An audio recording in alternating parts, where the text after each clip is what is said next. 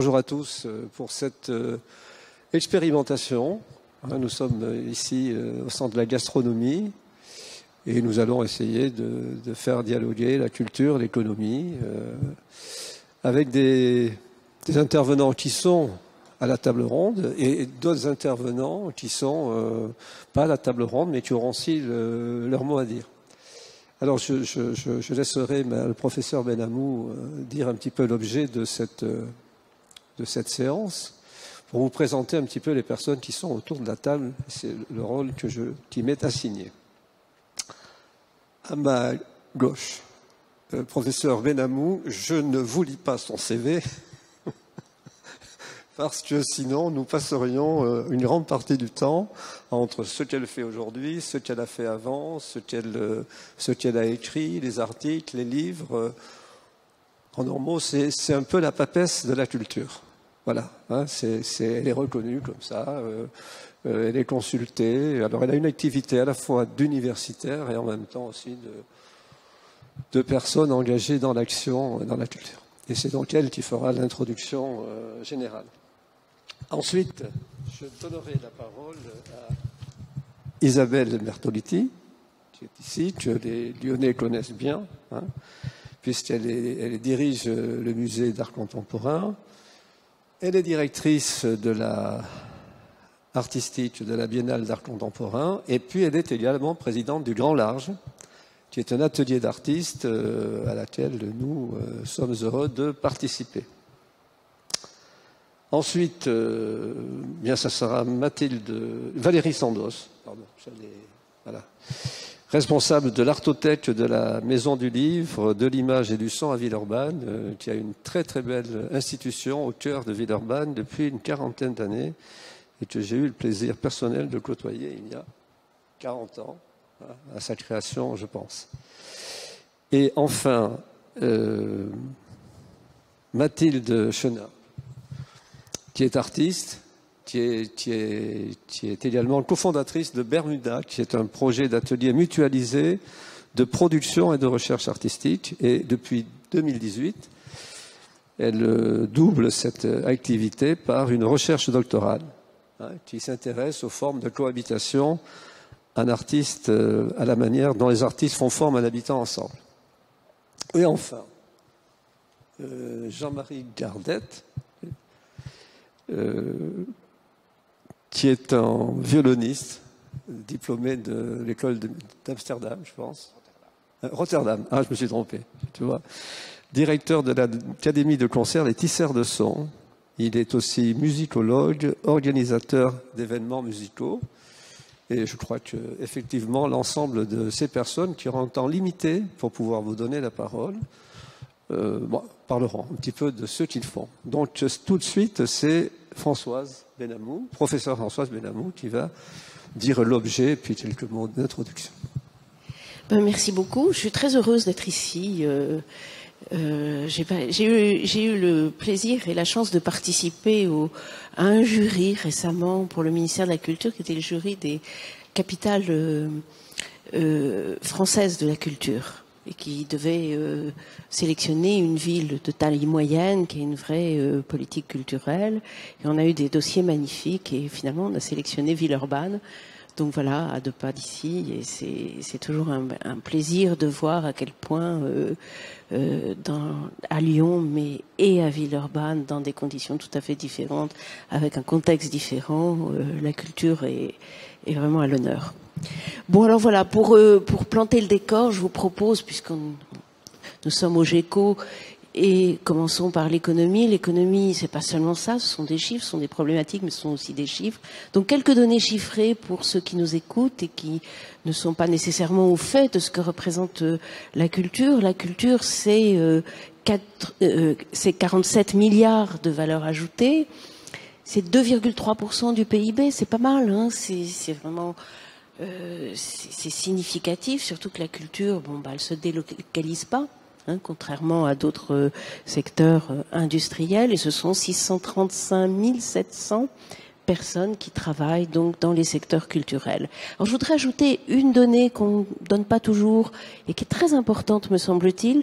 La culture, ce sont 263 400 associations, soit 20% des associations dans le pays, et ces associations, elles sont présentes dans tout le territoire, et on va en avoir des témoignages ce soir particulièrement intéressants, des associations qui font un vrai travail local, territorial.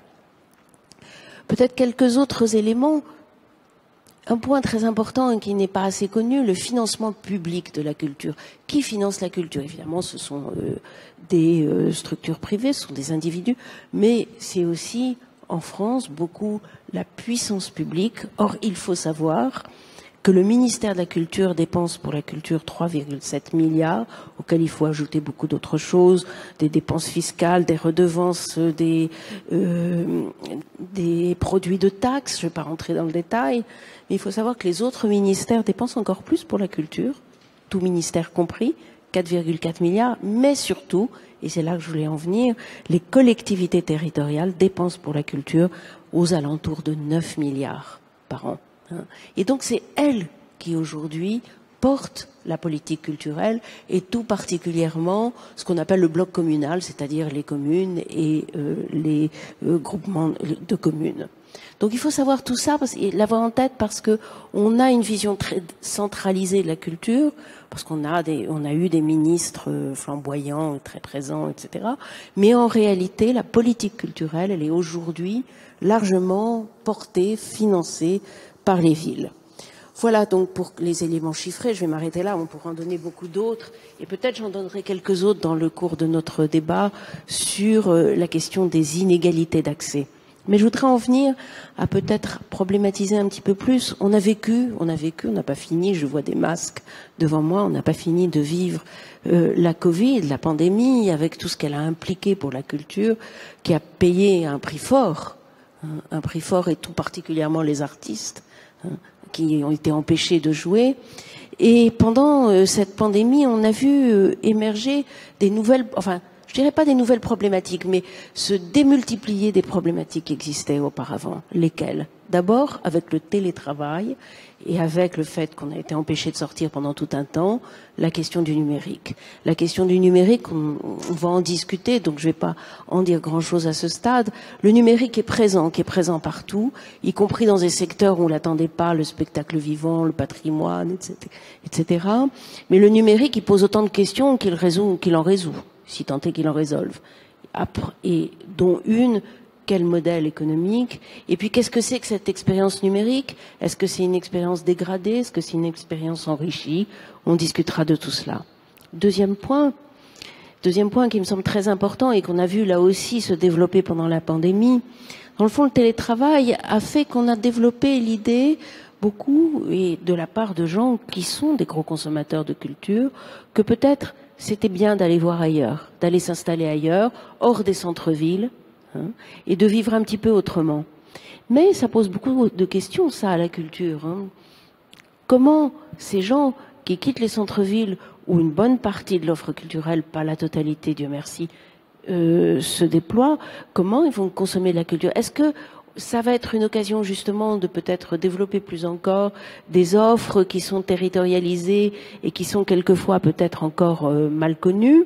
Est-ce qu'ils consommeront, si je puis dire, est-ce que leurs pratiques culturelles seront concentrées sur les festivals? Donc beaucoup de questions, peu de réponses aujourd'hui, mais je crois que notre rencontre serait une occasion de poser toutes ces questions, de se demander quel est le travail qui peut être fait au niveau associatif, comment la politique culturelle accompagne ce travail associatif, cette irrigation des territoires, pas seulement par des associations, mais notamment par des associations, mais aussi par des institutions plus ancrées de longue date dans la vie culturelle. Comment l'État, mais aussi les collectivités territoriales, les villes, les régions, les départements peuvent accompagner ce travail-là pour que l'accès à la culture soit sans doute plus égalitaire et pour que les artistes puissent travailler partout sur le territoire. Voilà quelques questions, et il y en a beaucoup d'autres, et donc je laisse la parole à Isabelle. Merci à vous, merci Jean-Pierre. Je voulais souligner le fait que je suis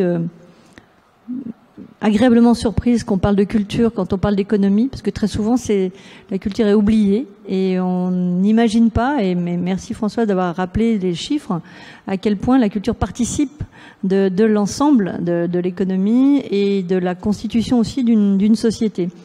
Donc ça pour moi c'est un point important, à la fois parce que les artistes font partie de la vie global, mais aussi parce que on génère, on fait partie d'un microcosme, ou peut-être même de manière beaucoup plus importante d'une économie générale à laquelle tout le monde, à chaque niveau, prend sa part. Juste revenir très brièvement, parce qu'on est là pour discuter, donc on posera plus de questions après, sur le fait que la période Covid a mis en avant les artistes plasticiens. Je défends un petit peu mon beefsteak, on va dire, parce que très souvent, le spectacle vivant, qui est très organisé depuis de nombreuses années avec des syndicats, Syndéac et NCO, on parle beaucoup de spectacles vivants et vous l'avez dit Françoise, jouer. Mais les artistes plasticiens, on les oublie très souvent parce que ils n'ont pas de statut, ils n'ont pas d'organisation, et ils n'ont pas eu pendant la période Covid, qui n'est pas finie hélas, de soutien réel parce qu'il n'y a pas de moyens de les aider réellement. Ça, je voulais vous remercier aussi de nous inviter pour en parler, parce que je pense que c'est extrêmement important de redonner la place aux plasticiens. Et on a vu pour les premières fois presque sur des relais télé, par exemple Culture Box, des émissions sur des artistes plasticiens, ce qui était quand même très rare auparavant. On avait du théâtre, de la danse, mais quasiment pas d'exposition ou d'artistes dans des ateliers ou d'artistes en train de parler. Donc voilà, je voulais juste soulever cette partie-là et puis dire combien on va dire l'écosystème culture, art plastique est complexe, non pas dans un plan négatif, mais plutôt positif, puisqu'on a aussi bien des petites structures que des grandes structures, des financements par des collectivités territoriales, par des fondations, par des mécènes privés, par les artistes eux-mêmes, souvent. Donc voilà, je crois que c'est important aussi qu'on évoque tous ces points-là et qu'on voit combien on est tous complémentaires et qu'on travaille tous ensemble, et puis combien aussi on est vraiment dans ce tissu économique, puisqu'on est au GECO. On revient sur le sujet.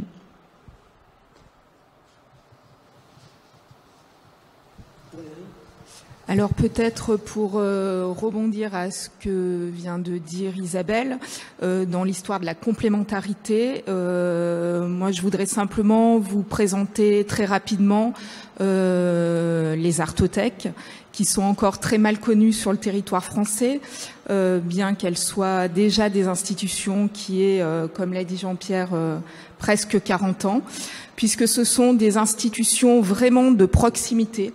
Alors là, on n'est pas dans la grosse machine du musée d'art contemporain et on a vraiment un rôle complémentaire effectivement à jouer. C'est-à-dire que ce sont des institutions qui sont nées sous la houlette de Jacques Lang en 1982, avec cette idée vraiment de rapprocher un public, on va dire, le plus large possible de l'art contemporain. Donc l'idée, ça a été de proposer aux collectivités territoriales qui le souhaitent de pouvoir constituer des collections d'art contemporain. Et ces collections, on leur appliquerait le principe très simple du prêt. Comme on emprunte un livre dans une bibliothèque, voilà, il serait possible aux gens d'emprunter une œuvre d'art et de se familiariser avec l'art de son temps pendant un temps donné. Voilà, donc l'artothèque de Villeurbanne, c'est une artothèque alors quasiment historique. Elle n'est pas en 82, mais en 1988. Elle est vraiment portée par la ville de Villeurbanne. C'est vraiment le projet de la ville de Villeurbanne, cette maison du livre, de l'image et du son, qui est une médiathèque municipale et qui fait partie des grands travaux de l'État en région sous l'ère Mitterrand. Donc elle l'ouvre en 88 dans un bâtiment assez incroyable, puisque c'est une architecture de Mario Botta. Et très vite, cette médiathèque est vraiment fréquentée par le public de proximité, le public villeurbanais. Donc tout ça pour vous dire que effectivement ce petit concept d'artothèque joue un rôle assez incroyable et formidable dans la diffusion de l'art contemporain auprès d'un public qui n'est pas habitué à fréquenter les musées, les centres d'art. Donc on est en plein cœur des problématiques qui nous occupent actuellement. Et c'est vrai que le Covid, c'est ce que je disais à Françoise Benhamou tout à l'heure, on a été... l'impact a été très différent puisque l'artothèque donc est incluse dans une médiathèque et que les médiathèques ont été les rares services culturels qui sont restés quasiment ouverts en continu pendant la pandémie. Donc effectivement, l'effet Covid, on l'a pas ressenti, je pense, de la même façon que le musée. En tout cas, ce qui a pu se passer, c'est qu'effectivement, je pense que ça a montré l'importance de ces lieux et de l'ancrage territorial de ces lieux d'art contemporain.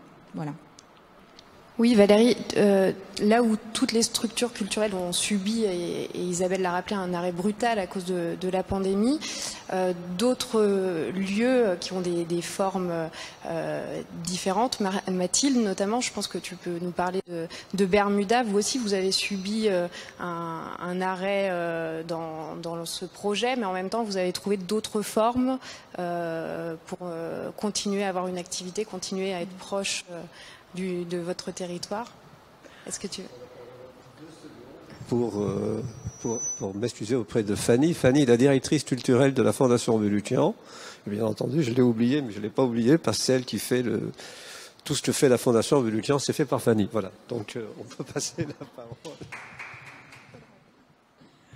Mais oui, en tout cas, je voulais rebondir sur ce que disait Françoise tout à l'heure par rapport à cette question de la numérisation. Alors, comment le Covid avait entraîné cette hausse du recours à des technologies numériques. En tout cas, pour le lieu Bermuda, mais aussi pour les lieux au sein desquels je fais des recherches de terrain dans le cadre de ma thèse, dont La Déviation, un lieu qui s'appelle La Déviation à Marseille, et Molly Sabata à Sablon.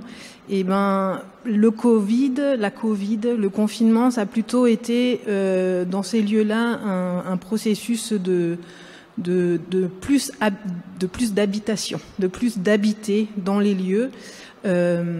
Et oui, et je voulais aussi dire que ce fait de redonner de la place à un ancrage, à un habiter ensemble, etc., ça a aussi constitué des contextes de soutien à la création qui ont été très importants pour les artistes, qui ont, dans le cas de Molly Sabata par exemple, ont pu continuer à travailler tout au long du confinement. Du coup, voilà. Sinon, pour présenter peut-être un tout petit peu plus Bermuda, c'est un projet qui achève de s'autoconstruire. Là, ça fait 3 ans. On est 5 artistes, commissaires d'exposition, programmateurs informatiques. On a collectivement acheté un terrain. Et on a, avec des financements, voilà, cette pluralité de financements qui sont à la fois des fonds propres, des fonds publics, des fonds privés, construit un lieu qui n'est pas un centre d'art, qui n'est pas, sa première mission n'est pas de diffuser de l'art contemporain, mais c'est un lieu de travail, de production et de recherche, avec des ateliers mutualisés de construction, bois à faire, de post-production vidéo et de autres besoins qu'auraient les artistes dans le suivi de leurs projets. Et voilà, donc c'est une très longue histoire, il faudrait des images et tout ça pour vous montrer mieux encore comment ça se développe, mais voilà, on commence à fonctionner là depuis, parce que le confinement malgré tout a entraîné beaucoup de retard dans la construction et dans l'autoconstruction. Et voilà, ce que je voulais dire par rapport à cet ancrage qui se fait de plus en plus habitant, on est en train de réfléchir là, parce qu'à force aussi de passer du temps dans ce lieu, à y vivre, à y travailler ensemble,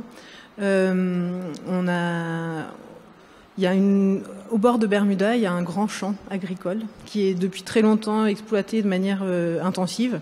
Et avec nos interlocuteurs à la mairie, parce qu'en fait tout ça se serait pas fait sans le soutien très fort de la commune de Cergy et de son maire qui s'appelle Denis Linglin, qui est un ancien ingénieur du CERN et qui est une personne incroyable et avec qui on aime rêver et avec qui on arrive à rêver ensemble.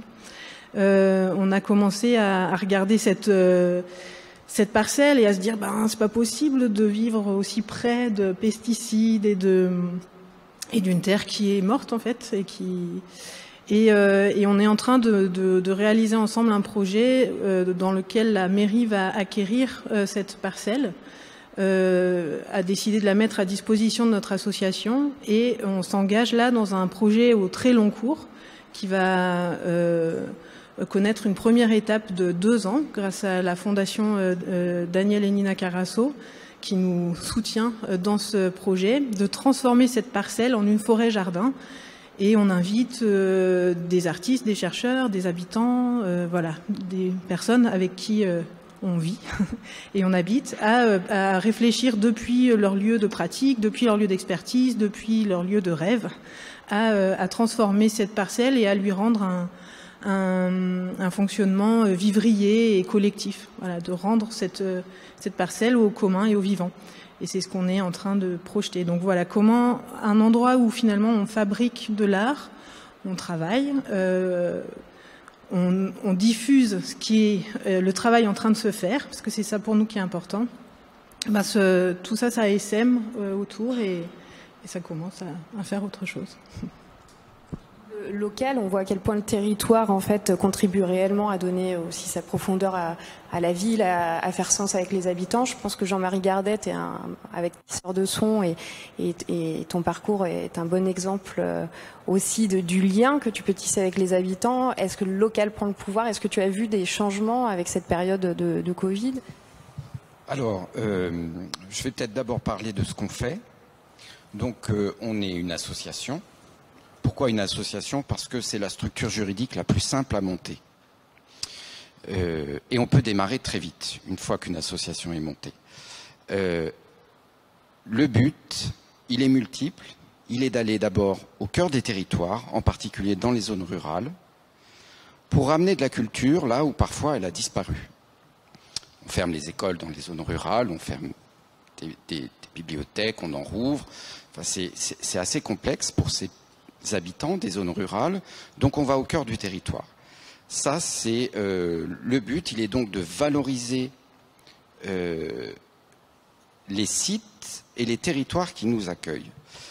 Le deuxième objectif, c'est de valoriser les étudiants de très haut niveau et les jeunes professionnels avec qui on travaille dans le cadre de leur professionnalisation. Et le local est très important parce que c'est un diffuseur extraordinaire. Parce que les choses se font simplement. Le troisième but, et je pense que c'est le plus important, c'est la considération. C'est-à-dire que dans ce qu'on fait, on valorise les structures d'accueil, on valorise les territoires, on valorise les musiciens qui travaillent avec nous, mais on amène de la considération pour les habitants, les administrés qui participent à la mise en place de nos événements, de la considération pour les élus qui s'investissent dans la mise en place de ces événements, et également des entreprises locales, donc le privé, qui s'investit. Qu'est-ce qu'a révélé le Covid pour nous? Il a révélé un manque crucial de contact. Donc pendant quasiment 1 an, on a été empêchés, il était interdit de se produire dans la rue, de se produire sur scène, de se produire dans des parcs, de se produire dans des lieux culturels. On a eu des petites fenêtres entre les confinements. Donc il a fallu réagir très vite. Et grâce à nos partenaires, en particulier les acteurs locaux, les associations, les élus, les entreprises privées, on a pu monter des événements très vite en se disant pourvu qu'on arrive au bout. Et il y a eu peu d'événements, mais il y a eu une synergie qui s'est mise en place et surtout le public a répondu présent. Et ce public, à la sortie du... on avait des restrictions, on ne pouvait pas accueillir tout le monde. Ça aussi, c'était complexe à mettre en place, mais grâce aux uns et aux autres, on a pu le faire. Et surtout grâce au soutien des collectivités qui nous disaient « on vous suit, allez-y, on vous suit ». Et ça, c'était très important pour nous, parce que le règlement était très complexe à suivre. Et donc, ce public qui est venu au concert, hyper discipliné. Tout le monde attendait sagement dehors de pouvoir se laver les mains, d'accéder à sa place. Tout le monde avait le masque, alors que les masques n'étaient pas forcément obligatoires. Enfin, c'était pas encore noté dans les contraintes sanitaires. Et au sortir, tous ces gens nous ont dit « mais vous nous avez fait du bien. Pendant 9 mois, on est resté chez nous. Vous nous avez fait du bien. » Et ils avaient tous envie d'enlever le masque, hein, tous pendant le concert, tout le monde l'a gardé. Et pour moi, ça a été quelque chose de très très fort parce que on se dit, on part d'un projet zéro, on a 3 semaines pour le mettre en place, on n'a pas de financement, on n'a rien, mais c'est pas grave, on le fait quand même. Et on arrive au bout et on remplit un lieu, et il y a une espèce d'émotion, de ressenti qui s'est mis en place. Et là, je me suis rendu compte combien nous artistes, gens du spectacle, plasticiens, on est importants.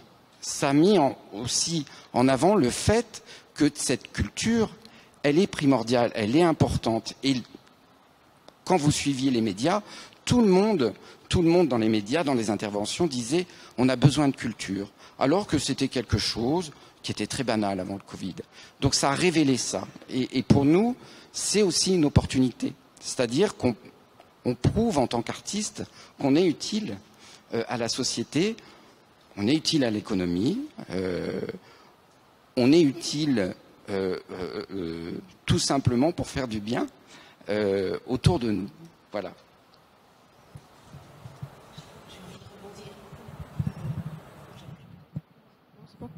J'ai envie de rebondir sur ce que vous avez dit, qui est très, à la fois émouvant, intéressant, mais en plus, je voudrais dire une chose qui est importante. Journée de l'économie, on pourrait se dire, mais la considération, l'économie, ça l'intéresse pas beaucoup. Mais en réalité, aujourd'hui, il y a des études économiques extrêmement intéressantes qui ont été conduites, notamment, par exemple, par un de mes collègues, Yann Algan, mais aussi par d'autres, qui montrent à quel point c'est important, y compris pour le fonctionnement à la fois social, sociétal, mais économique. On travaille mieux quand on est mieux considéré, on est mieux investi dans la société, il y a moins de délinquance, il y a moins de solitude, tout simplement. Et donc ce rôle de la culture, souvent, vous savez, quand on parle de l'impact économique de la culture, on regarde ce qu'elle est, et puis on regarde ce qu'on appelle les retombées. Alors c'est le sandwich que le type qui va à Avignon va manger avant de rentrer dans une salle. C'est pas ça qui est intéressant. Ce qui est intéressant et beaucoup plus fort, c'est ce que vous avez dit, c'est-à-dire cette capacité à être une des briques, plus qu'une des briques, de la construction d'une société qui fait que ça marche et qui fait donc que l'économie va pouvoir marcher. Alors je voudrais pas du tout instrumentaliser la culture en disant cela, loin de moi cette idée, mais simplement je crois que c'est tout à fait important de le dire pendant ces journées de l'économie. Il ne faut pas que la culture soit à la marge, il faut qu'elle entre au cœur de ces journées parce qu'elle est absolument essentielle. Alors j'utilise un mot qui a été beaucoup galvaudé, beaucoup discuté. Les gens de culture ont dit mais on est essentiel et on ne nous traite pas comme essentiel. Beaucoup d'activités sont essentielles, je dirais la culture aussi. Et de ce point de vue, de cette capacité donc à faire que la société fonctionne, tout simplement. Et par exemple, il y a une étude très intéressante, justement, du même Yann Algan, qui montre très bien que dans ce qui a pu expliquer les Gilets jaunes, il y a eu un élément extrêmement important qui est justement le manque de considération, on l'a beaucoup dit, et la solitude. Et donc, si on veut qu'une économie fonctionne, il faut répondre aussi à ces besoins-là.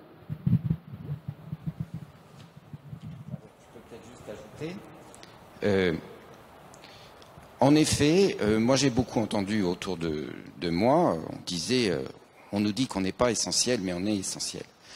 Et moi, je répondais non, on n'est pas essentiel, on est indispensable. Et c'est très différent.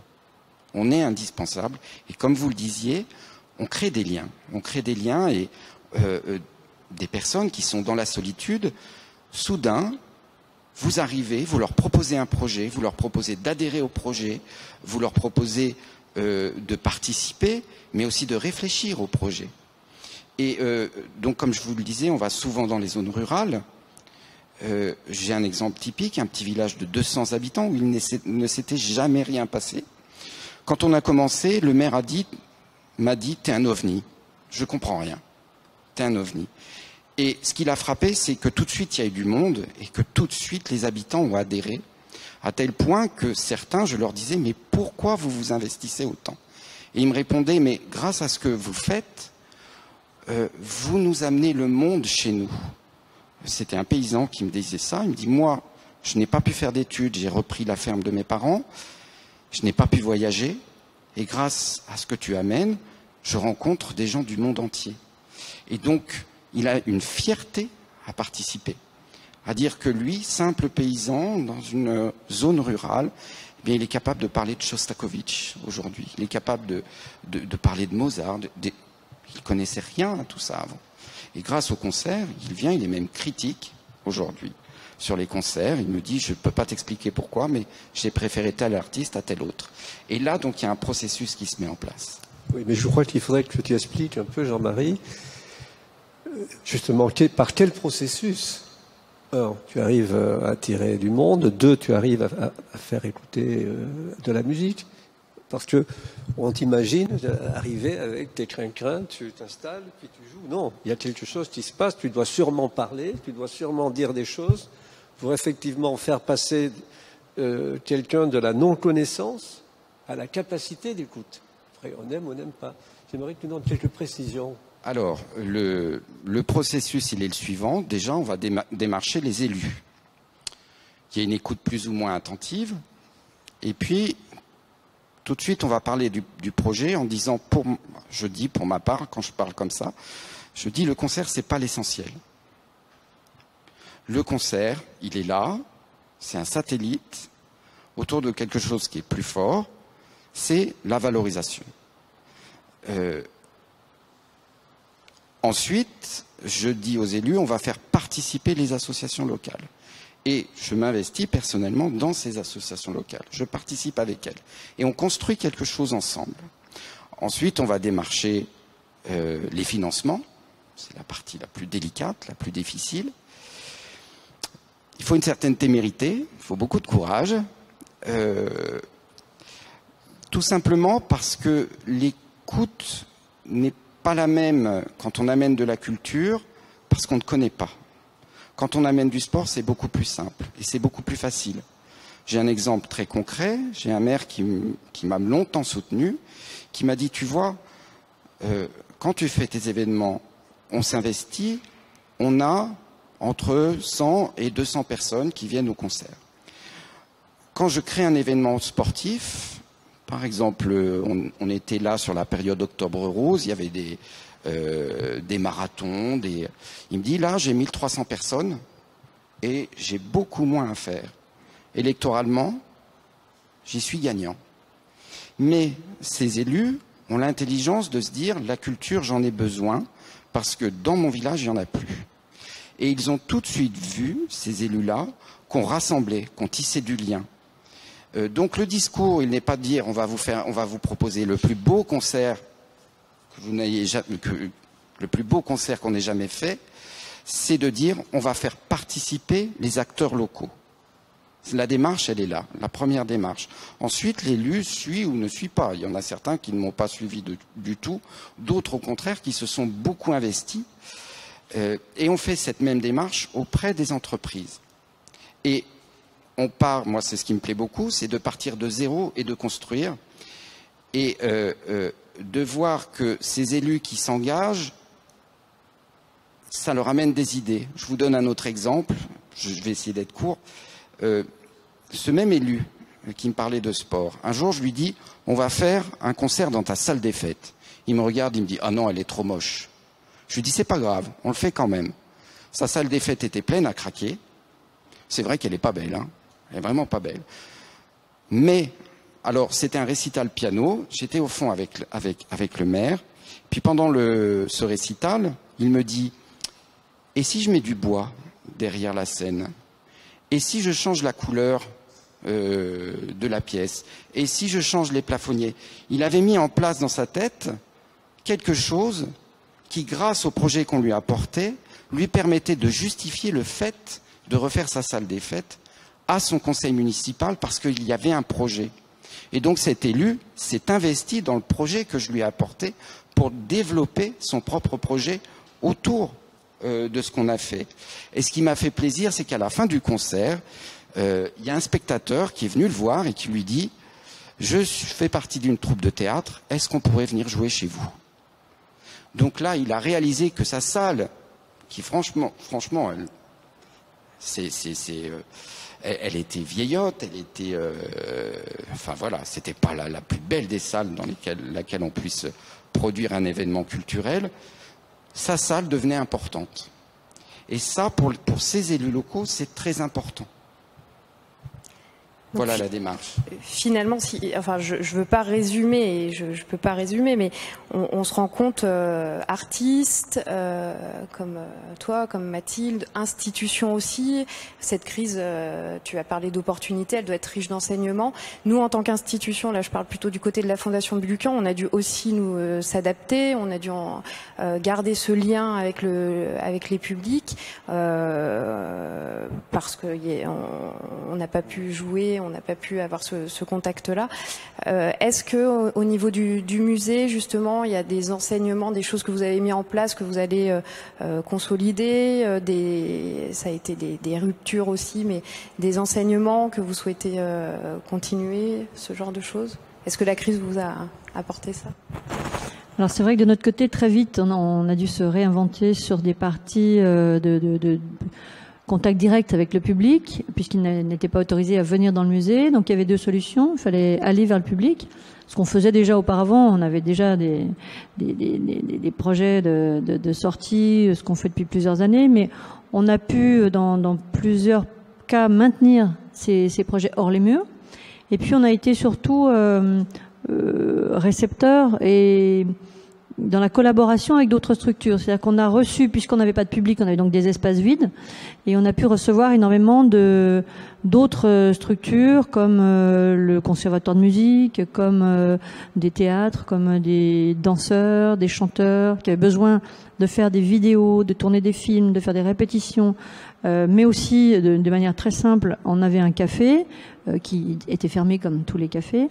On a transformé immédiatement ce café en atelier pour artistes. On a invité 7 artistes à investir le café. On a tout enlevé en mobilier et transformé en atelier. Mais aussi, on a sur une autre réflexion, comment aller vers des publics qui, eux, ne se déplacent pas ou ne peuvent pas venir.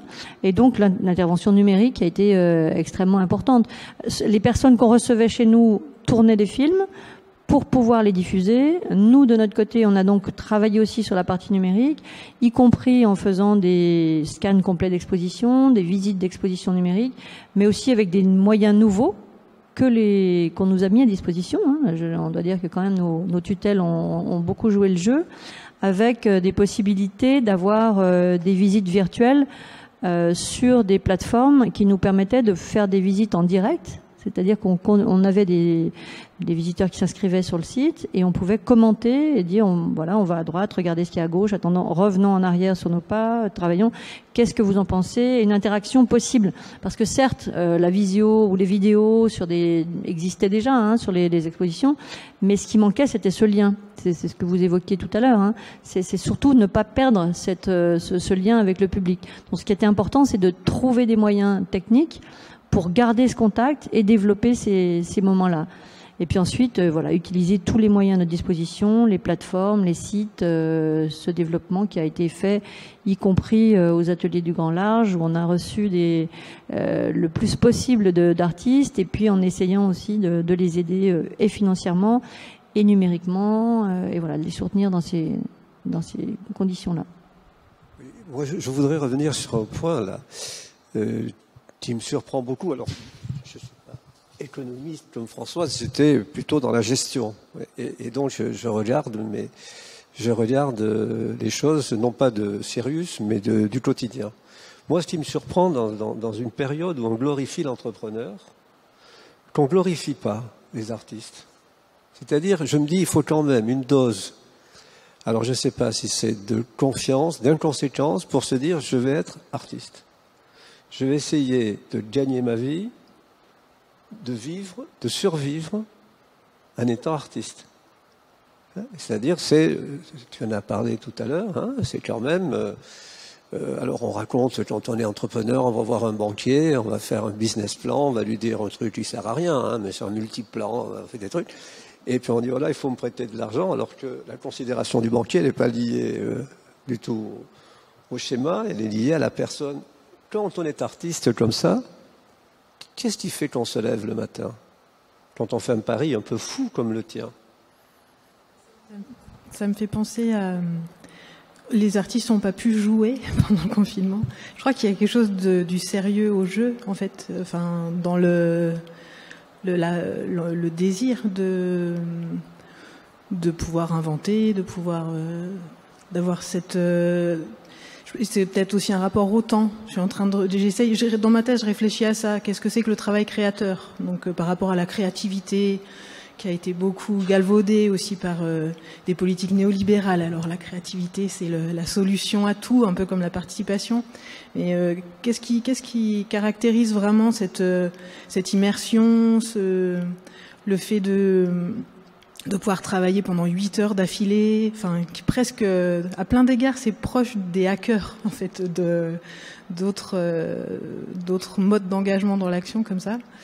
Et sinon, je crois que le fait de le faire en collectif, ça aide beaucoup, de se rassembler pour, en tout cas dans ces recherches de financement, de pouvoir se lancer dans des aventures où il faut être, inconsciente un peu, mais et c'est beaucoup de travail, c'est sans compter, c'est pas, il y a ça aussi, je crois. Parce que ce que tu fais, Isabelle, aussi, la rencontre avec les artistes qui sortent de l'école et qui viennent te voir, qui viennent vous voir pour dire, ben voilà, j'ai un projet. Comment ça? Moi, je suis toujours surpris dans un monde qui se veut quand même très sécure. Hein. On cherche à dire, il faut que ça soit sécurisé. Nous, on a vécu cette période-là du Covid en tant que fondation, devant une demande financière énorme. Alors, Fanny a tout de suite dit, je vais faire une bourse. Voilà.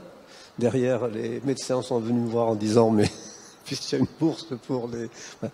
Mais moi, j'aimerais bien que tu parles aussi de ton centre. Alors, le jeune, il vient, il est sorti de l'école. Comment il est préparé à sa vie de professionnel? Justement, il n'est pas assez préparé. Donc, c'est ce que disait Mathilde. C'est un vrai travail. Enfin, je crois que on n'est plus dans l'idée de l'artiste à la Van Gogh qui est dans son truc un peu bizarre en dehors de tout.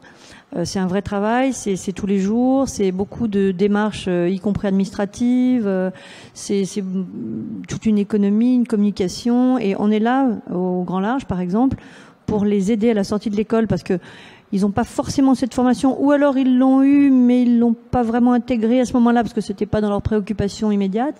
Mais quand ils se trouvent confrontés à la sortie d'école, à la fois au marché, à la fois comment gagner sa vie, en travaillant, en faisant des œuvres, en produisant, mais aussi parfois en travaillant à côté pour pouvoir produire des œuvres. Donc tout ça, c'est un énorme système qu'il faut faire fonctionner. Et on est là pour les aider, d'une part, nous, c'est notre rôle, c'est de leur permettre de produire, leur permettre d'être vus, parce que c'est important aussi de pouvoir, une fois qu'ils sont vus, ils sont repérés, ils peuvent faire des expositions, ils peuvent avoir des catalogues sur eux, des sites internet, enfin des tas de choses qui font que ensuite ils peuvent produire encore plus, continuer à faire des expositions, à vendre, etc., etc. Pas forcément vendre aussi, ça peut être répondre à des commandes qui sont peut-être même temporaires, peut-être des performances, peut-être des choses qui ont des formes extrêmement diverses, mais en tout cas on est là pour les aider et la visibilité est importante. C'est pour ça que je revenais tout à l'heure sur l'histoire des médias qui s'intéressent pas encore assez aux plasticiens, mais aussi à l'art dans l'espace public. On les voit pas encore assez. aux politiques qui sont pas encore assez conscients de ces difficultés qu'ils ont à la sortie des écoles ou pas, hein, parce qu'on parle d'écoles, mais il y a aussi des autodidactes qui ont une production qui est tout aussi intéressante et qu'il faut aider aussi. Et je pense que là, ça fait partie en tout cas de notre association, de mettre en avant, de les mettre ensemble aussi. C'est ce que tu fais, parce que je crois que quand vous êtes ensemble, vous êtes plus fort. Vous échangez vos réseaux, vous avez vos professionnels qui viennent pour l'un, mais qui peuvent voir aussi ce que fait l'autre. Enfin, je crois que tout ça, c'est extrêmement important. Et puis les échanges aussi, c'est l'ensemble de l'écosystème qui fonctionne à ce moment-là, sur tout le principe. Oui, bonjour à tous, merci pour l'invitation. Je suis Camille Renat et avec mon collègue François Mardi-Rossian qui est ici, je m'occupe d'un festival de musique contemporaine qui s'appelle Superspective et qui a lieu chaque année pendant un mois, l'été, à Lyon. Et alors ma question est peut-être pas très claire, c'est une participation à la discussion générale, mais je rebondis sur l'étonnement qui était le vôtre, Monsieur Clavran, sur le fait que, effectivement, dans une société qui glorifie les entrepreneurs, voire même les auto-entrepreneurs, pour parler un langage plus administratif, on pouvait s'étonner que les artistes soient pas, disons, aient le courage de leur vocation.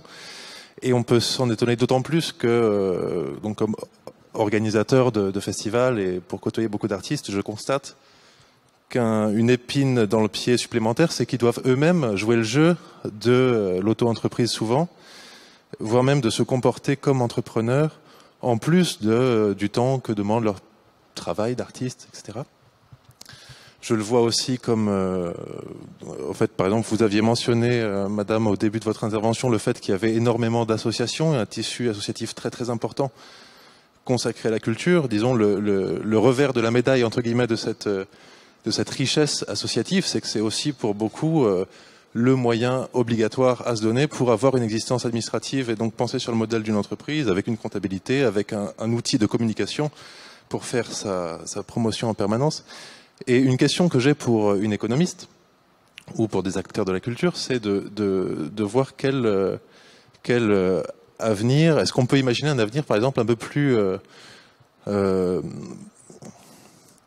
je vais dire un peu plus intéressant, parce qu'il faut voir aussi ce que ça peut avoir de lassant et d'ennuyeux de préparer en permanence des modèles économiques, de les justifier, surtout quand ils sont déficitaires. Donc on passe un peu notre vie à s'excuser finalement d'avoir un pied dans le monde économique tout en étant considéré comme un monde à part, à devoir satisfaire à des indicateurs très très généralistes du type la culture ça pèse tant de milliards ou c'est analysé en termes de valeur ajoutée, ou d'autres critères très généralistes du type c'est inévaluable d'un point de vue économique parce que c'est du lien, ça rassemble les gens.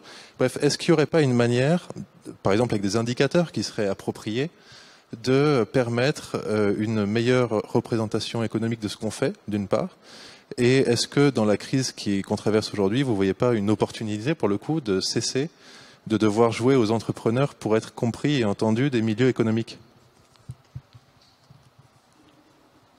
Voilà. Merci. Merci pour votre question. Ben, c'est une question très difficile. D'abord, je voudrais dire une chose quand même. Tous les artistes et tous les auteurs et tous les créateurs ne sont pas logés à la même enseigne. Hein, c'est très important à dire. C'est un milieu très, très hétérogène d'abord parce que déjà, dans le traitement par la politique publique, il y a un monde entre, disons, le monde du spectacle vivant, même s'il y a des situations de grande précarité, etc., et le monde des plasticiens ou des auteurs de livres. Dans le premier cas, il y a un régime qui a été inventé, qui a plein de failles, tout ce qu'on veut, mais enfin quand même, qui représente quelque chose, hein, qui représente un coût et qui représente un investissement de la société sur les artistes et les autres. D'autre part, ils ne sont pas tous logés à la même enseigne parce que c'est un monde où les inégalités de carrière et de parcours sont très fortes, et donc de rémunération, etc. Voilà, ça c'est une première chose, donc pour sortir un peu des généralités. Après, qu'inventer?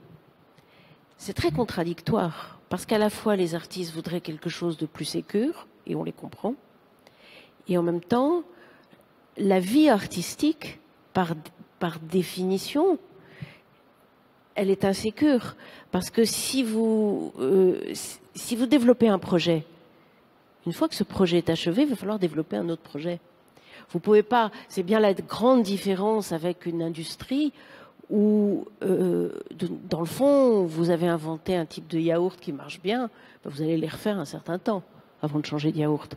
Hein. Et donc, cette spécificité très profonde qui tient à la nature, en fait, de l'activité, à la nature de ce que vous offrez, enfin de ce que vous produisez, elle est irréductible. Après, c'est affaire d'accompagnement, hein, d'accompagnement public ou d'accompagnement par des fondations ou voilà. Et c'est aussi affaire de développer des opportunités pour les artistes de pouvoir travailler dans différentes configurations. Hein, par exemple, je me rappelle, c'était un peu maladroit, si je peux me permettre, la manière dont le président de la République avait dit aux artistes, mais aller dans les écoles, etc. C'était bon. Mais il y avait en même temps du fond. C'est-à-dire, je trouve très important, moi, par exemple, je trouve qu'il devrait y avoir des artistes en résidence dans toutes les écoles. Hein, alors, ça répond pas évidemment à la question que vous posez, mais je crois que le caractère un peu séquentiel de la vie d'artiste et donc la précarité qui va avec, tant que vous n'avez pas une réputation suffisamment solide pour être plus sécure, il est à mon avis difficile de l'éliminer. Alors, je me permets, je rebondis. J'ai l'impression que ça tourne encore une fois autour de cette notion de travail et qu'est-ce que c'est que le travail créateur. Donc, il y a tout cet alentour du travail qui est la diffusion, etc., etc. Mais il y a un auteur, un artiste qui s'appelle Aurélien Catin, qui a écrit un livre qui s'appelle Notre condition et qui propose des pistes que je trouve intéressantes pour repenser ce travail créateur ou l'œuvre, en tout cas le produit du travail de l'artiste, qui est considéré comme une propriété en fait et qui est rémunéré comme une propriété. Donc on tire une rente de la vente, par exemple, de son œuvre, et qui ne le considère pas comme un travail à part entière, comme le travail de l'artisan, par exemple, ou d'autres formes de travail. Et du coup, il y a à cet endroit-là, alors lui, il va aussi, c'est lié aussi à des désirs de salaire universel, ou en tout cas de rémunération pour tous et toutes, qui permettent de ensuite être dans ce labeur ou dans ce travail créateur. Et il y a des pistes de ce côté-là. Et oui, ce que je trouve intéressant, parce que c'est corollaire, Nathalie Quintane, elle a écrit beaucoup d'articles qui interrogent cette question-là en disant, alors elle ouvre des grandes portes et des grandes fenêtres pour réfléchir à plein de choses, mais elle dit finalement, l'artiste, il existe aussi peu que la femme, par exemple. Donc il n'y a pas l'artiste visuel et il n'y a pas la femme. Et le lien qu'elle fait entre les deux, c'est que les femmes, on les aide à élever leurs enfants, on les aide à être mères, par exemple, et l'artiste, on va l'aider à faire son travail. Et du coup, voilà, c'est une sorte de voie de traverse pour aussi repenser qu'est-ce que c'est que ces activités-là et c'est ce travail-là qui est dit indispensable, qui sont aussi indispensables, élever les enfants, ou le travail domestique, disons, tous ces travaux invisibles qui sont aidés et pas rémunérés. Mais bon, voilà, je suis pas spécialiste de tout ça, mais il y a des pistes que je trouve intéressantes aussi pour ouvrir, quoi. Est-ce que justement dans l'audience, parce que vous êtes aussi ici, parce que vous êtes des femmes et hommes de terrain, vous avez vécu la crise de façon brutale ou différemment. Pierre-David, tu es là, Mathilde en a parlé, vous n'avez finalement jamais cessé de recevoir des artistes. À Molly Sabata, de continuer les résidences. Je pense qu'on aura un autre témoignage aussi de Madame à l'hôpital de Villefranche. Enfin, voilà. Est-ce que... Oui, bonsoir. Donc Pierre David, je suis à la fois artiste et directeur d'une résidence d'artistes qui s'appelle Molly Sabata, que Mathilde connaît bien puisque nous l'avons eu en résidence. Alors, juste 2 mots sur Molly Sabata. Donc, c'est une très ancienne résidence d'artistes, puisque c'est même la plus ancienne résidence d'artistes en France, enfin sur le territoire français, puisque ça a été créé en 1927 par le couple d'artistes Albert Glaise et Juliette Roche.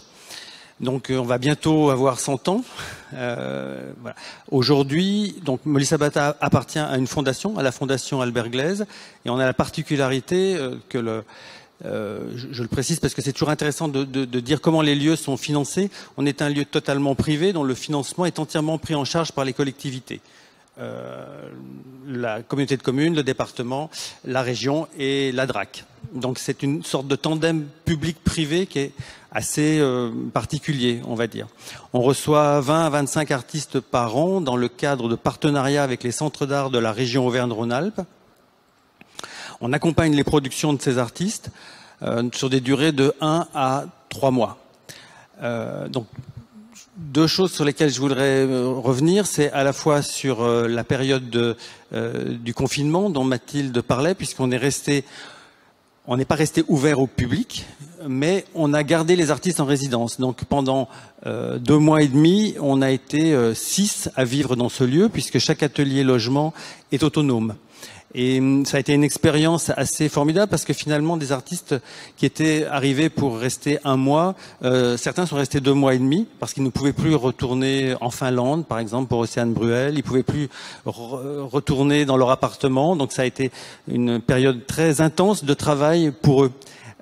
C'était une chose assez particulière.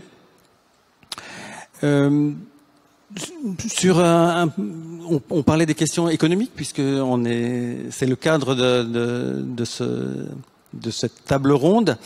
20 à 25 artistes par an dans un petit village parce que donc on est à 60 km au sud de Lyon sur une île entre le Rhône et le canal du Rhône et dans un petit village qui s'appelle Sablon et on évalue à peu près que 20 à 25 artistes par an, c'est en réalité 150 personnes qui viennent. C'est-à-dire les conjoints, les conjointes, les commissaires d'expo, les amis, les artistes, les familles. Ça participe aussi à l'économie locale. Et je pense que c'est aussi, depuis 12 ans maintenant, on a beaucoup réfléchi, parce que ça fait 12 ans que je m'occupe de ce lieu, on a beaucoup réfléchi aussi à qu'est-ce que c'était une économie toute petite, une économie locale, une économie de proximité, on dirait, qui va dans les deux sens parce que les gens du village viennent beaucoup. Là, on fait une exposition par an qui dure 6 semaines. Et là, je disais tout à l'heure à Isabelle, on vient de faire le calcul des gens qu'on a eu. On a eu 1600 visiteurs en 6 semaines, ce qui est quand même beaucoup à la campagne parce qu'en fait, les gens c'est chez eux aussi. Voilà. Se sont beaucoup appropriés ce lieu. On essaye aussi d'être très vertueux, d'être le plus vertueux possible avec les artistes, puisque les artistes qui viennent en résidence à Molly Sabatas, évidemment, leurs déplacements sont payés, évidemment, leur production est payée. Ils ont un atelier à disposition et ils ont une rémunération.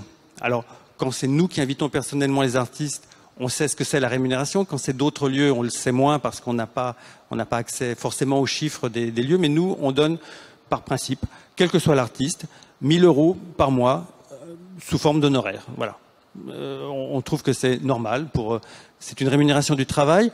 Moi, je suis assez pour quand même penser que être artiste, c'est un travail.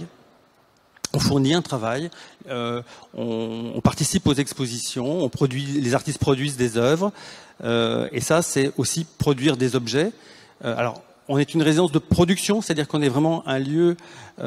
Alors, je dis souvent que les résidences de recherche, c'est formidable, mais surtout quand c'est à Berlin, à New York ou dans une grande ville qui offre beaucoup de possibilités culturelles. Nous, on est vraiment un lieu où on se dit qu'il faut que les artistes n'aient rien d'autre comme problème que de travailler. Voilà, on accompagne vraiment la production et ça c'est une chose qui me semble important et pour moi il n'y a pas de problème au fait que les artistes sont des acteurs économiques et c'est même alors par contre on aimerait bien trouver une sorte d'outil pour savoir exactement qu'est-ce que rapporte un artiste qui vit 1, 2, 3 mois dans une résidence. C'est-à-dire parce qu'il y a un mouvement d'argent, il y a les gens qui viennent le voir, et ça serait intéressant vraiment de quantifier ça. C'est difficile, mais voilà, on pourrait imaginer. Ces outils existent sur des grosses structures. Ces outils existent. Je voudrais rebondir un petit peu sur ce qui a été dit tout à l'heure sur la place de l'artiste. Peut-être je me trompe, mais je me dis qu'il y a aussi beaucoup d'autres métiers qui tournent autour de l'artiste et qui bien sûr sont issus du fait que l'artiste produise, mais peut-être qu'on pourrait comparer au cinéma, c'est-à-dire que il y a bien évidemment l'artiste qui peut être peut-être l'acteur, on va dire, mais il y a aussi les commissaires d'exposition, le critique qui intervient, les scénographes, toutes les équipes qui sont autour et qui aident à monter les expositions, qui ensuite sont relayées peut-être dans la même chose dans les galeries, la communication. Pour moi, c'est tout un ensemble. C'est pas juste un artiste tout seul, isolé, qui produit dans son coin et que personne ne verra peut-être jamais. Mais c'est bien un ensemble. Et je pense que tout ce système-là pourrait peut-être, c'est une suggestion, être pensé comme au cinéma. C'est-à-dire que chacun a sa façon de faire qui apporte à l'autre. Et à mon sens, on n'est rien sans l'autre. C'est-à-dire que musée, on n'est rien s'il n'y a pas d'artiste. Et je ne veux pas dire que les artistes produiront pas s'il n'y a pas de musée, mais il n'y a pas que les musées, il y a d'autres structures qui sont là, il y a l'AMLIS, il y a plein d'autres structures qui sont là pour montrer aussi des œuvres, mais c'est un écosystème, c'est-à-dire que je reste persuadée que chaque artiste est influencé d'une manière ou d'une autre par l'environnement qui lui impose des choses parfois ou qui lui suggère des choses, et que moi, pour travailler pendant plusieurs années avec des artistes, je suis leur travail, je vois ce qui les influence, et je me dis, tiens, s'il n'était pas allé faire une exposition à tel endroit, il n'aurait pas vu ce paysage, ou il n'aurait pas eu cette contrainte financière, ou il n'aurait pas eu cette possibilité de produire en grand, ou énormément de choses qui influencent, ou de rencontrer un tel qui lui apporte les connaissances de, je sais pas, une musique qu'il a entendue, ou des choses comme ça. Pour moi, on est tous dans un espèce de système, et il faut arriver à, si on retombe sur la question des rémunérations ou d'autres choses, mais à restructurer la chose. Alors, je veux dire, nous, on l'est structuré, on a des salaires. Il reste quand même un élément qu'il n'y en a pas, c'est l'artiste plasticien. Pour moi, c'est encore ça la question qui reste à poser. Il y a aussi toute cette économie du bénévolat, du travail gratuit. Bermuda, par exemple, on fonctionne que comme ça et on vit que comme ça. Et c'est super parce on crée un outil qui profite à d'autres, etc. Mais on est toujours payer les autres et pas les c'est bien l'énergie au début, mais tu verras, c'est un peu épuisant. Mais assez vite, on se rend compte que, en tout cas, nous, quand on invite maintenant un artiste, systématiquement, il est payé, comme un Molly Sabata.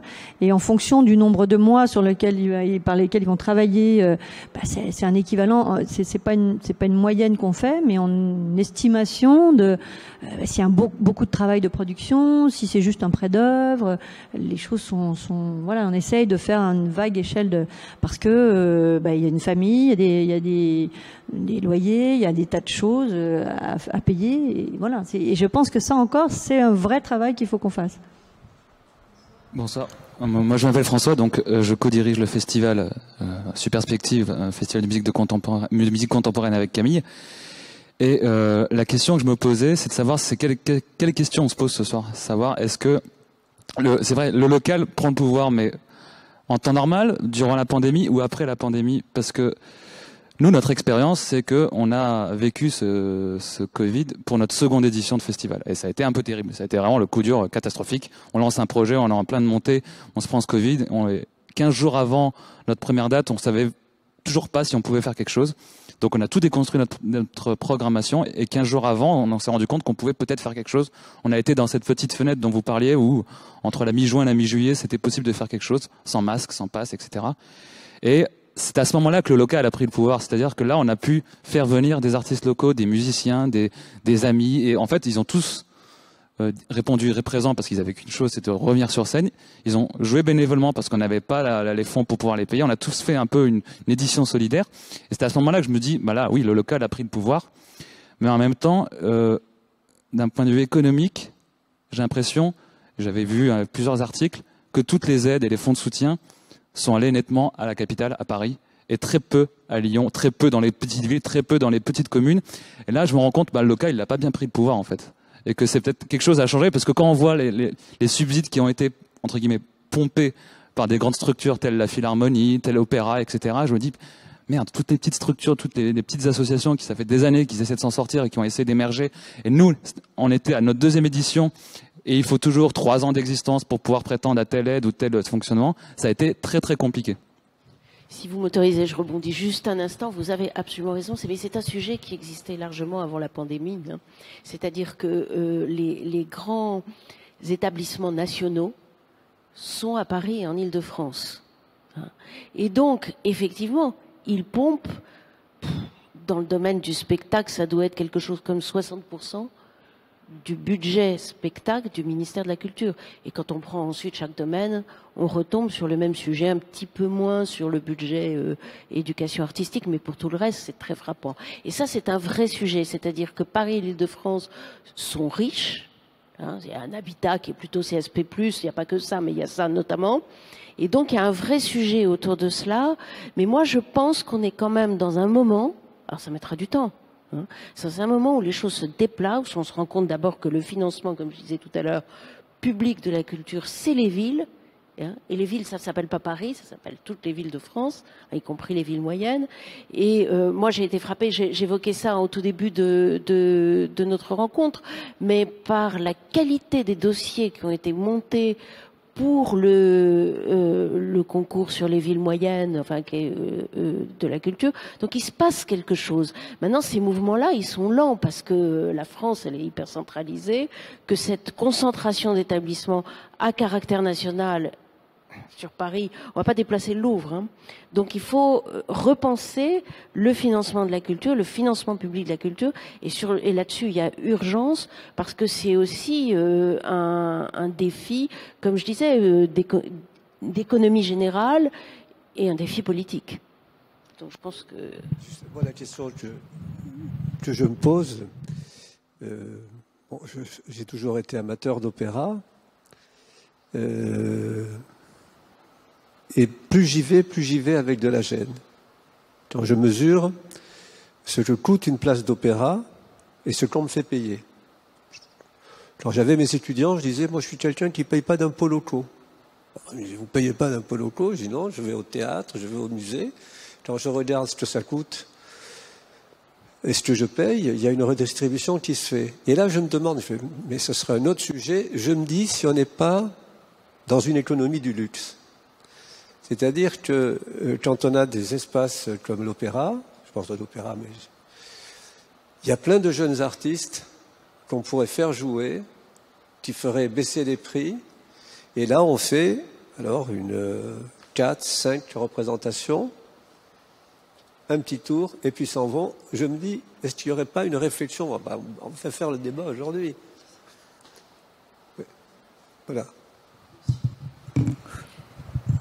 Alors, oui. Juste avant de passer la parole, enfin, je rebondis aussi sur ce que tu as dit, François. Oui, nous, le local, en tout cas à la Fondation Bulucan, là, je sors de la casquette modératrice. Et nous, à la Fondation Bulucan, on s'est posé cette question-là au moment du confinement, où on s'est dit, et Isabelle l'a très bien rappelé, il y a un vrai souci de rémunération et pour les artistes plasticiens. Et nous, notre volonté pour le fonds de soutien, alors malheureusement, ça n'a pas pu soutenir les festivals et ce genre d'initiative que vous portez, très bien d'ailleurs, mais c'était d'être sur le local, sur le territoire, et de se dire, nous, on met en place un fonds de soutien de 100 000 € pour aider des initiatives, alors ou directement des artistes du territoire, ou des structures plutôt centres d'art associatives ou autres, mais du territoire. On en a découvert aussi. On a accompagné des beaux projets qui étaient complètement ou en stand-by ou qui allaient être annulés sans ce soutien-là. Mais en effet, il y a eu beaucoup d'initiatives comme ça au niveau national et beaucoup sont allés à Paris, mais l'ancrage territorial, en tout cas, était important et je pense que c'est quelque chose qui va rester, en tout cas, chez nous, à la Fondation Bulucan ou dans d'autres fondations qui ont choisi de privilégier le terrain. En tout cas, je l'espère. Vous vouliez peut-être prendre la parole? Oui, bonjour. Mon nom est Nelly Deschery. Alors moi, je suis directrice de la communication de l'Hôpital Nord-Ouest, qui est un groupe d'établissements de santé. Vous voulez que j'enlève mon masque? Là, c'est une opération difficile pour moi. Je travaille donc dans un établissement hospitalier qui regroupe plusieurs hôpitaux dans le nord du département du Rhône. Alors j'étais très intéressée par l'interrogation, c'est-à-dire est-ce que le pouvoir revient au local? même si finalement la question du pouvoir, je ne sais pas si c'est ce dont il faudrait vraiment qu'on discute en permanence, mais peut-être un témoignage sur le fait que ce que nous avons appris, nous, hospitaliers, dans cette crise, c'est que c'était probablement le début d'une longue série de crises. Et on l'a expérimenté, ce qu'on nous annonce en termes de grandes transformations. Donc ça, c'est le premier point. Dans un hôpital, on a absolument besoin qu'il y ait des gens avec nous, non pas qui apportent la culture, je crois qu'on raisonne pas tout à fait comme ça, mais qui, en tout cas, nous aident à garder espoir, nous aident à imaginer qu'il y a un demain possible en dehors d'une vision catastrophique qui est celle que nous vivons aujourd'hui, probablement que nous ne sommes pas sortis de la crise et probablement que nous aurons donc de multiples crises à venir. Dans cet épisode de crise, nous avons eu un premier réflexe qui était de chercher à faire intervenir des artistes. Un hôpital, c'est un établissement public qui a des liens avec des structures. Ces structures, pendant la crise, elles étaient fermées. Elles n'étaient pas en capacité de nous aider pour trouver des solutions rémunérées qui nous permettaient de faire venir rapidement des artistes pour des interventions, pour deux raisons: fermeture des structures. Deuxième problématique rencontrée, la logique de la programmation. Et on a eu des phases de dialogue qui étaient très très surprenantes pour nous, qui étions dans une vision à 48 heures. Un hôpital dans une situation de crise, ça a une anticipation à 48 heures, 72 heures, et que là, évidemment, les institutions que nous avons pu contacter pour imaginer des projets et des interventions étaient face à ce que vous soulignez, monsieur, c'est-à-dire la question de l'urgence et de la rapidité d'intervention. Cette question de comment est-ce qu'on peut imaginer, quand on n'a pas la chance d'être Pierre Amolli-Sabata, qui depuis des années a tissé des liens extrêmement forts avec des acteurs locaux, peut-être capables de se mobiliser rapidement. Finalement, là, il y a peut-être aussi une façon d'envisager la relation entre les acteurs au niveau local, au niveau national, probablement au niveau local prioritairement, des façons de pouvoir imaginer des mobilisations rapides. Et ça, ça fait partie, nous, des grands enseignements de cette crise. Nous avions les moyens. Le sujet n'était pas de demander à des intervenants de venir gratuitement par solidarité avec l'hôpital. C'était pas le sujet. Le sujet, c'était nous avons besoin d'apporter de la lumière, de la chaleur, de l'espoir, de la vie, du réconfort. Et qui peut nous aider ? Nous manquions de contact. Heureusement, nous avons après rencontré et travaillé avec Ariane Requin qui nous a beaucoup aidé à ouvrir des portes. Mais la sollicitation des institutions a été un point de difficulté pour nous. Les acteurs locaux, théâtres, structures locales, musées, encore une fois, même si nous les connaissons, elles étaient fermées. Voilà. Premier point. Deuxième point, juste pour finir, cette question de la programmation, j'y reviens parce que ça a été un très gros sujet pour nous. Dans une situation de crise, il nous a été difficile d'entendre qu'il fallait que l'hôpital ait une politique culturelle formalisée, inscrite dans un temps long pour être un territoire crédible d'intervention.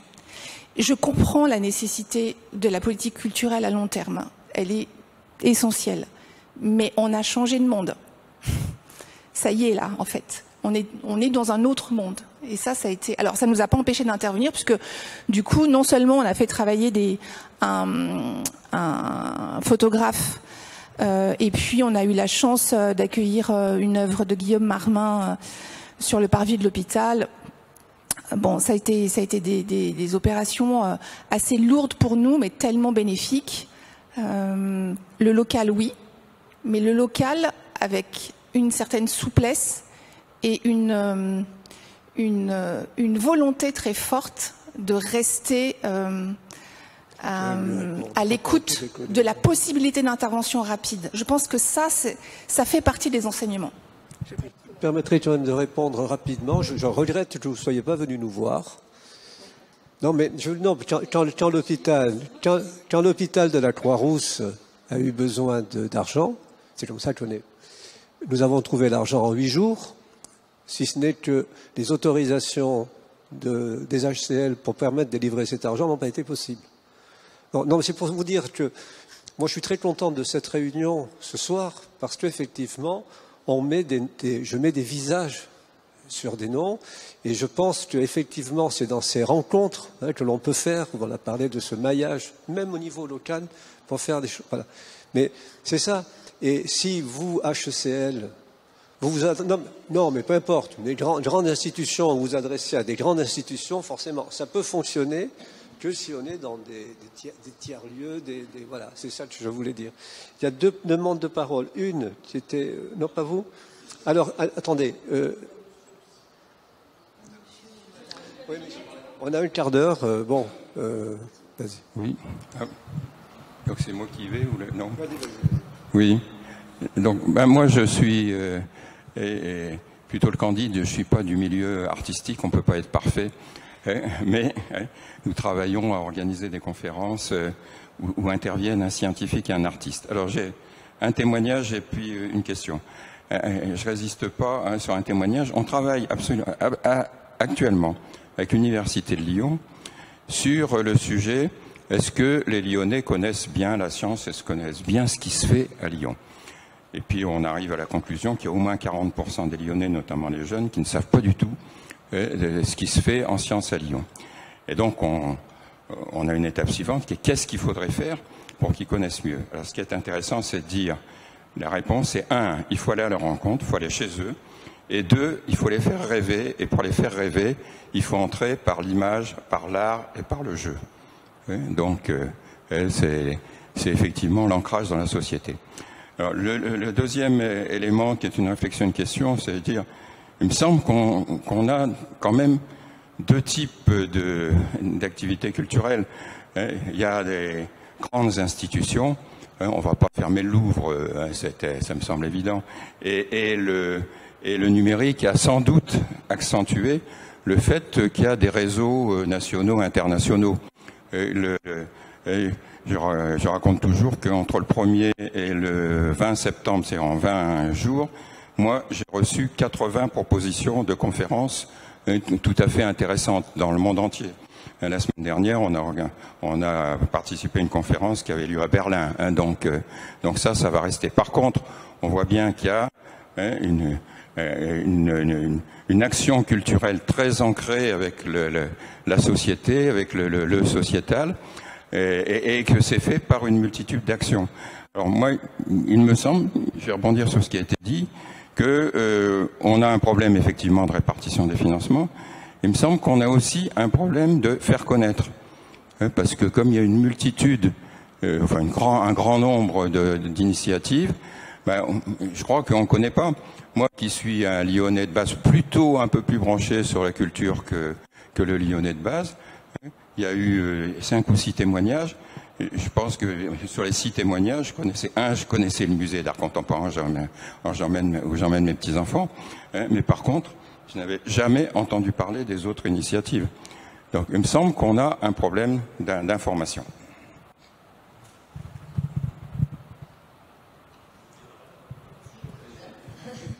Oui, c'est bon. Alors, je suis Guillemette Gardette, je suis la sœur de Jean-Marie. Et je dirige une entreprise depuis bientôt 30 ans de valorisation du patrimoine historique plutôt. Ce que je voudrais dire, c'est une petite anecdote, c'est que nous sommes d'une famille de 9 enfants, d'un petit village dans le Rouennais où travaille beaucoup Jean-Marie. Et ce que je voudrais dire, c'est que, en fait, parmi les 9, l'avantage du 9, d'être aussi nombreux, c'est que statistiquement, voilà, il y a une petite représentativité, etc. Mais ce qui est rigolo, c'est de constater que dans cette famille, il y a des ingénieurs, il y a des menuisiers, il y a des intermittents du spectacle, des entrepreneurs. Et en fait, Laure Gardette, qui elle est monteuse de Ozon et autres Mayouen, etc., Elle est intermittente du spectacle, mais on la considère comme une entrepreneuse, nous, chez nous.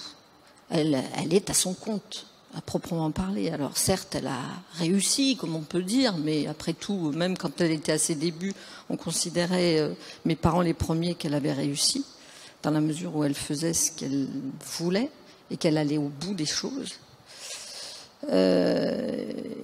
Jean-Marie, avec son association, pour nous, c'est un entrepreneur. Mon frère mes frères qui sont à la tête de l'entreprise familiale de menuiserie sont des entrepreneurs. Ils sont en train avec Jean-Marie, de mettre en place d'ailleurs à côté de la menuiserie l'atelier des découvertes. Alors, ils font des conférences, ils commencent à faire des trucs comme ça. Voilà, moi j'ai une entreprise. Voilà. Ce que je voudrais dire, c'est qu'il ne faut pas du tout opposer entreprise et culture. Moi, j'en suis convaincue En fait, l'entreprise, c'est un outil.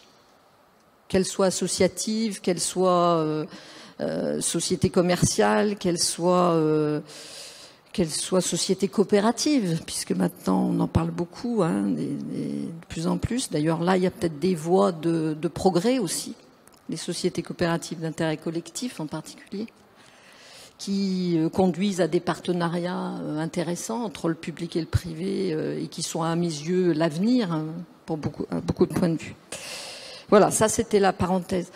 Je voudrais, au vu de ce qui s'est dit, il y a quelque chose effectivement, et monsieur vient d'en parler à nouveau, c'est vraiment la question de la visibilité et donc de la représentativité. Enfin, avec Laure, chez nous, on parle. Enfin, évidemment, elle, dans le cinéma, vous avez fait allusion au cinéma, industrie culturelle. Et souvent, je me disais, mais pourquoi ce qui marche avec le CNC, par exemple, pourquoi on ne l'applique pas aux autres domaines? Et bon, il faut quand même reconnaître que l'audimat, j'allais dire, ou le nombre de personnes qui achètent un billet, vous voyez, là, on a affaire à quelque chose d'industriel et qu'on n'a pas à un autre niveau. Mais il y a une chose qui est certaine, c'est que l'organisation qui a été réussie dans le monde cinématographique, on est loin du compte dans beaucoup d'autres domaines, hors des institutions. C'est-à-dire qu'on voit bien que la problématique, elle n'est pas tant au niveau de la culture institutionnelle, dans les institutions, où là, les choses sont organisées, hiérarchisées, etc. Bon, il y a parfois des problèmes quand même, c'est jamais simple, y compris pour les grandes institutions, mais c'est effectivement hors des institutions et notamment dans les territoires où les difficultés sont peut-être un peu plus importantes. Encore que dans les territoires, on a aussi des institutions. C'est-à-dire que, enfin, pour dire les choses très franchement, quand je vois ce que fait Jean-Marie dans le Rouennais et ce que le théâtre de Roanne peut faire, je veux dire, on est à des années-lumière en termes de financement, de moyens, etc. Et pourtant, l'emprise sur la population, elle est peut-être plus grande avec ce que fait Jean-Marie que ce que fait le théâtre de Roanne, que je critique pas, qui est une belle maison par ailleurs. Donc, la question de la représentativité, de l'organisation des professionnels, artistes, etc., à mon avis, est fondamentale. Et l'émiettement est facteur de pouvoir pour les autres. C'est parce que on est insuffisamment organisé à une certaine échelle que finalement on n'existe pas et que on profite uniquement à d'autres. Voilà. Donc oui. C'est une réponse sur le cinéma, c'est très important sur le cinéma.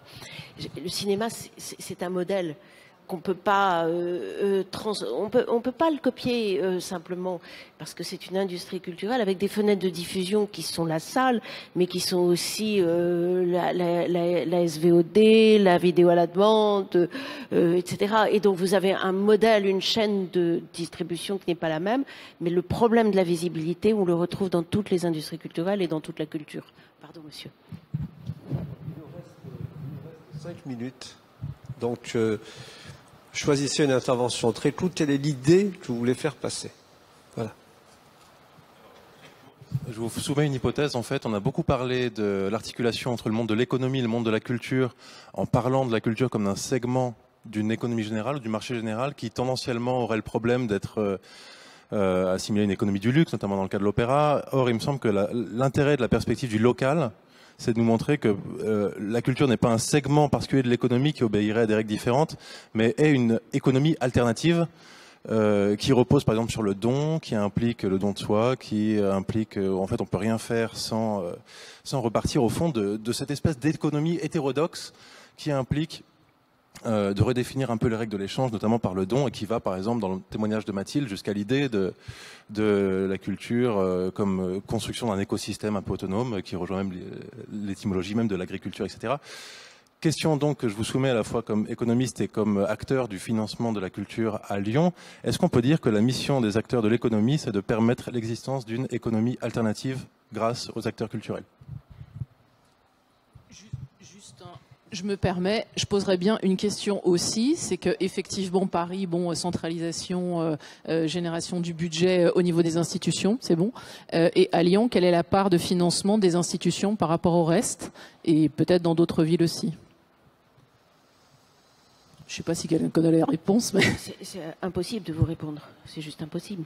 C'est-à-dire que vous avez la part globale du financement qui va aux institutions du domaine culturel, voilà. Dans le budget de la ville. Oui. Ça, je ne sais pas vous répondre. Je pense que c'est bien plus. Je crois que c'était déjà, moi, quand j'étais dans les institutions culturelles ici à Lyon, je crois qu'on était, quand je suis arrivée, c'était donc il y a 15 ans, c'était 90%. Et je crois que quand je suis sortie plus du domaine, c'était 98%. Vous voulez dire que 90% du budget des établissements est public? Non, ce que je veux dire, c'est que 98% du budget de la culture à Lyon va aux institutions culturelles.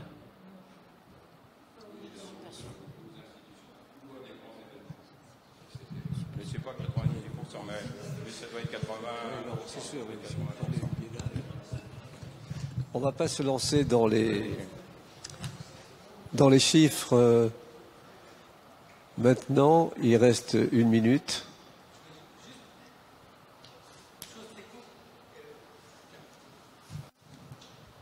Qui fait suite à ce que vous dites, et il fait suite aussi à ce que disait Isabelle. Je pense que les artistes sont aussi des entrepreneurs parce que aussi ils sont au départ de toute une chaîne de travailleurs qui vivent du travail des artistes. C'est-à-dire que s'il n'y avait pas d'artistes qui produisaient des œuvres, il n'y aurait pas de commissaire d'expo, il n'y aurait pas de conservateur, il n'y aurait pas... Voilà. Donc c'est quand même... je me méfie un petit peu de la question du don, parce que je pense que être artiste, c'est un métier et pas du bénévolat. Parce que je ne vois pas pourquoi les artistes seraient bénévoles et qu'ensuite toute la chaîne qui vient après serait rémunérée. Ça, c'est quand même un mystère. Pour moi, c'est un mystère, ça. La coopérative et de fonds, de mutualisation, Mais ça, c'est pas le bénévolat, Mathilde. Non, c'est pas. Non, je faisais pas l'apologie du bénévolat. Je faisais un constat. Effectivement, au niveau de il y a un vrai avenir. Je vous invite à regarder les SCIC qui mêlent des gens avec des intérêts variés. Une entreprise commerciale peut être dans une SCIC au même titre qu'un bénévole, au même titre qu'un artiste, au même titre qu'un particulier, etc.